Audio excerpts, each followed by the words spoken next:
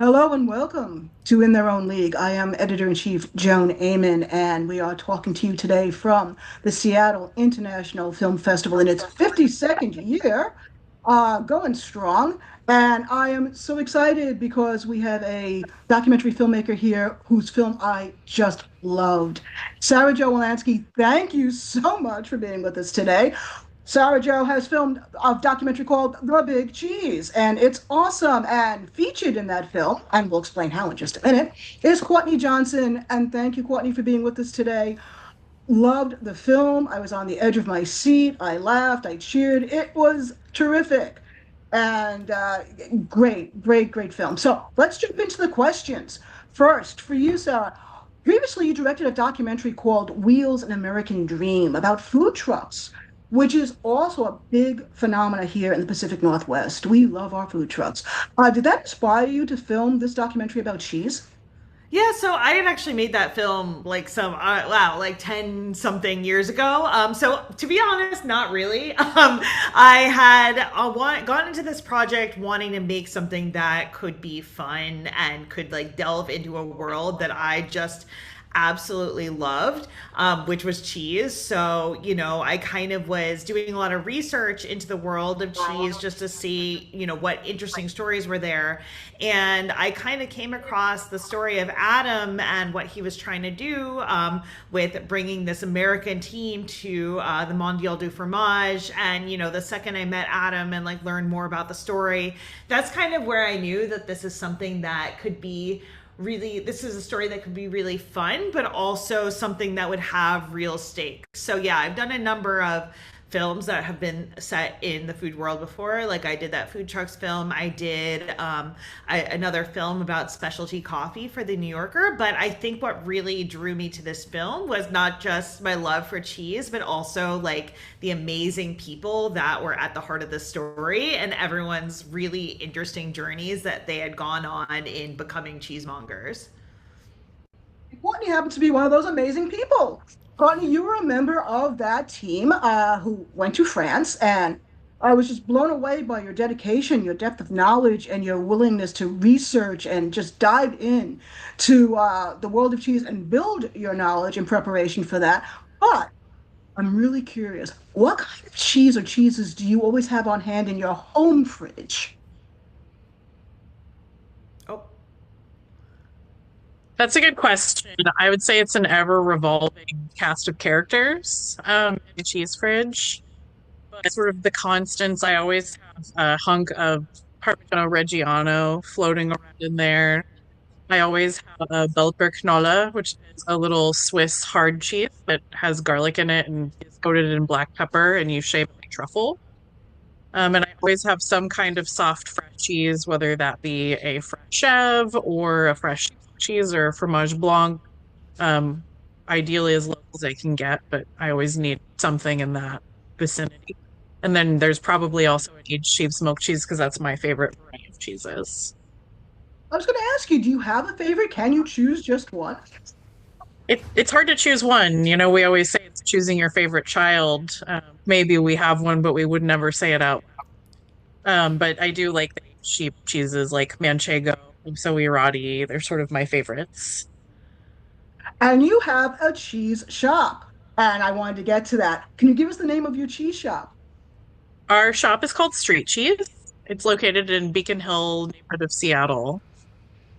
And we will be providing a link to her online shop so you can go visit that because I did and I was very impressed and kind of got hungry looking at it. So it was awesome. So we have this great cheese documentary and it was amazing and educational too, by the way. I learned a lot from just the various kinds of cheeses, but also it was very intense and very nerve-wracking. So I was really on the edge of my seat, like, oh my goodness, what's going to happen here? And these people have all this at stake.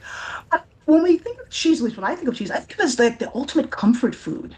We're having a bad day, we go for the cheese. At least I do. So if you could invite, and I'm going to ask you for this first, Sarah, if you could invite three people from history over for cheese and wine, kind of a relaxed, get together, who would you invite? well, I don't know if they count as from history, but I was thinking about this and I think I mean, I would honestly like to invite my grandparents. I feel like they didn't, they all died before I got to make the film, and I think they would have just been very proud and very amused by the film. And I would love to know what they thought of it. So I'm going to say my grandparents and, maybe Taylor Swift as well. Taylor Swift and my grandparents. What a great dinner party. Work. Totally. Courtney, what about you? I know it's a tough question.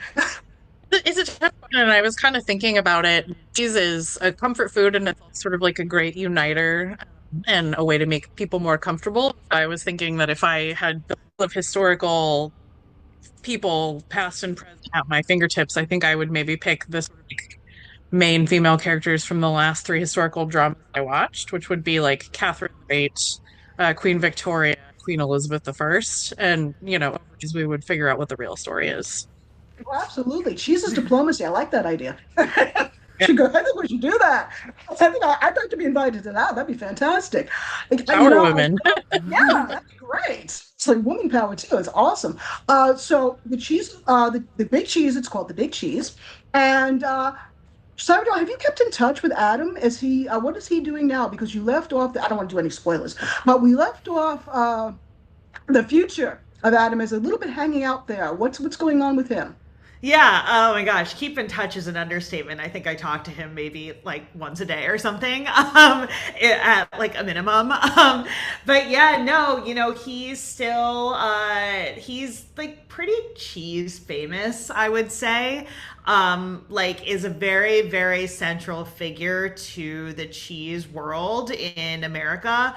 And so, he has the Cheesemonger Invitational. I know this year they upgraded to an even bigger room, that they're playing the Hammerstein Ballroom. And, he's still very, very, involved and, kind of like a really key figure of the American cheese world, I would say. And Courtney, you have your shop, and will you be appearing at SIFF at all, or are you just going to be holding down the court in the at Street Cheese? I'll be there for both showings, actually. We are going to close the shop early on Saturday, and the whole team, which is three of us, it's not a big team, but the whole team's going to go together, and we're doing a little like cheese event afterwards for folks who attended the film. So we're putting together some cheese tastings for that, and I'll be there on Sunday as well. So I need to know. To revel in it with our community. I need to know now. This is hot. What cheeses are you bringing with you? It's a surprise. Okay, I will say that one of the cheeses is the cheese that I presented at this past year's competition in France.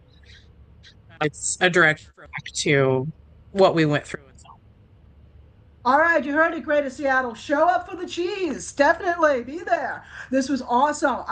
I love the film so much. And will it be what film festivals is it playing next? Do you know? Have you entered it in any other festivals? Yeah, so it's coming after having played a number of places. We premiered at Doc NYC. We've played at, I don't know, some 20-something festivals. So I lost track of the exact number, but we were at Santa Barbara International Film Festival, Cleveland International Festival, where we won the jury award for Best Documentary. We also won that award at the Beloit Film Festival, and I won a directing award at the Phoenix Film Festival. It was just recently at IFF Boston. It was the centerpiece screening at the Milwaukee Film Festival. It was the opening night film at the Ashland Independent Film Festival. And, coming up after this weekend, we have the Berkshire International Film Festival and the Mendocino Film Festival and the Provincetown Film Festival. So that's not even like an exhausted list. We've been very, very happy with like the amount of attention that it's gotten, and quite honestly, just it means so much to hear you love the film. It's always, it never gets old when someone comes up to you after these screenings and tells you how much the film meant to them. And we've been really thrilled with the reception we've gotten at these festivals. We've sold out almost like every screening. I just checked for Seattle, and I believe that's on standby now too. So love to see it. Yes, yes. All those accolades are much deserved. I'm so happy for you because it was a knockout. It really was. It was great. And I really think people resonate with it because it is, like I said, the ultimate comfort food. I mean, who doesn't love cheese? We get a lot of people actually who come to our screenings and they'll raise their hand for the Q&A and they'll say, "Oh, I hated cheese." And and I'm like, "Oh, I'm glad that you've sort of come around, but also like what a choice of a film to come see." We've had a lot of vegans attend our screenings as well. So that is always fun though when someone says that, or like, "Oh, you changed my mind about I didn't like blue cheese, and now this film has inspired me to go talk to my local cheesemonger and find a blue cheese that I can try," and things like that. So, Fantastic. One last question. This is for Courtney. For anyone who's ever considered entering the world of being a cheesemonger, do you have any like quick tip or a word of encouragement of how to get into the world of being a cheesemonger? Yeah, I mean, I would say it depends on where you live and what kind of access you have. I think in most of the country, that would be a job that somebody find working at their local grocery store, if they have a cheese counter. But if you want to get a job as a cheesemonger, be prepared to make minimum wage. Nobody gets rich doing it. And just absorb everything that you can, like network, attend continuing education events, like meet everybody, curious, and you know, I think that the thing about cheese is that it inspires people. If you have anything in your DNA that make you be a nerd, you're going to become a nerd about cheese, and you're deep dive into it head first, and I'm not continuing to learn. Be prepared to be hooked. As we've seen from you and Team USA, and if you've seen the film, Team USA is an inspiration. It's a matter of passion, and that's what I really most loved about this film. You're all very passionate about that about your subject. I think that's great. I think it's great in this day and age to be passionate about something that can just give people happiness. And be shared. I think that's wonderful. I think that's one of the reasons why the big cheese is resonating with everybody so much. It's just a fun, delicious subject to share. And thank you both so much for taking time out. Thank you for taking time out from your shop. Thank you so much for taking your time out from coordinating all of your efforts for your film festivals. Best of luck, really, because it's wonderful. And yeah, keep in touch. And someday, I live about an hour out from Seattle. I will brave a long trip into Seattle and visit Courtney because your shop looks wonderful. Even from the site, I'm really thrilled to try to stop in and sample and learn from you. So thank you both so much for being with me today. thank you. Thank you so much for enjoying the film.